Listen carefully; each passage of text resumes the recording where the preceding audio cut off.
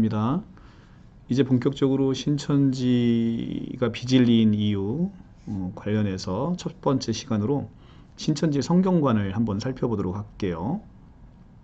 신천지 성경관에 따라서 구원을 받는 방법이 달라집니다. 그래서 성경관은 굉장히 중요한 의미를 가지고 있습니다.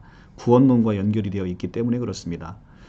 성경 자체를 하나님의 법으로 되어 있다라고 이해하는 견해에 의하면 하나님의 법을 지키는 방법은 이걸 지켜야 되는 것이죠. 하나님의 법을. 그래서 법을 지켜야만 구원에 이를 수 있다라는 그런 견해가 이제 생기게 되는 것이고요.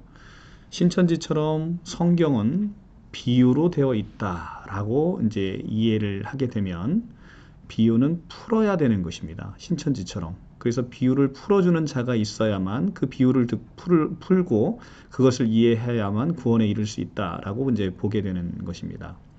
그런데 성경은 우리가 구약과 신약 이렇게 이야기를 하고 있지요. 그래서 성경은 기본적으로 약속으로 되어 있는 것이다. 그러면 약속으로 되어 있다라고 성경을 보게 되면 성경에서 하나님께서 우리에게 주신 약속이 무엇인지를 살펴보게 되고 그 약속을 살핀 다음에 그것을 약속을 믿음으로 인해서 구원에 이르게 되는, 그래서 성경과는 구원론과 굉장히 밀접한 연결이 되어 있습니다.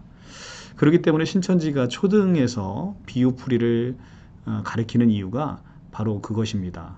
성경 전체를 왜곡하고 싶은 것이죠.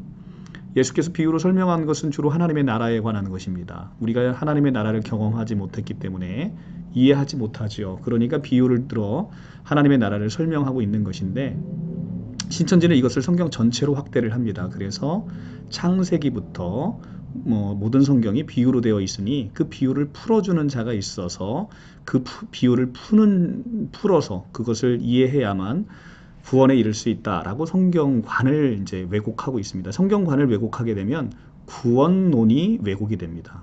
그래서 이 시대의 약속의 목자인 이만희 총회장님에게 나와야 구원에 이를 수 있다라는 이런 결론에까지 이르게 되는 것입니다. 그런데 성경은 우리가 알다시피 구약과 신약으로 하나님의 약속으로 가득 차 있습니다. 그렇기 때문에 우리는 하나님의 약속을 찾아서 그 약속을 믿게 되면 그 약속에 따라서 구원에 이를 수 있는 것이죠. 이것이 이제 정통교회의 구원론의 방식입니다. 그래서 우리는 우리의 어떠함으로 인해서 구원을 받는 게 아니라 하나님께서 하신 약속, 그 약속의 실체는 바로 예수 그리스도 한 분을 믿는 믿음으로 우리가 구원에 이를 수 있다라는 것이 우리 정통교회의 신앙입니다.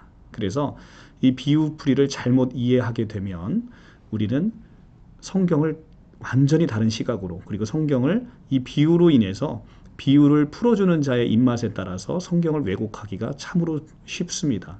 그렇기 때문에 성경을 비유로 가르치는 이유는 가르치는 자의 입맛에 따라서 그 듣는 자들의 청중의 생각과 가치관을 변화시키기 위해서 그렇게 성경을 비유로 가르치고 있는 것입니다. 그래서 비유풀이 교육이 사실 위험한 것이 그것입니다. JMS, 신천지, 통일교 이런 모든 것들이 이 사이비형 이단들이 가리키고 있는 비유풀이는 성경을 마음대로 자기의 마음대로 성경관을 바꿔서 구원론을 바꾸고 또 성경을 왜곡하기 위한 것이다라는 것을 우리가 명심했으면 좋겠습니다. 구약 성경의 일부 성경이 이해하기 어려운 측면들이 있는 건 사실입니다. 그러나 우리가 성경을 자세히 보게 되면 그 모든 것들에 하나님의 깊은 의미가 담겨 있고요.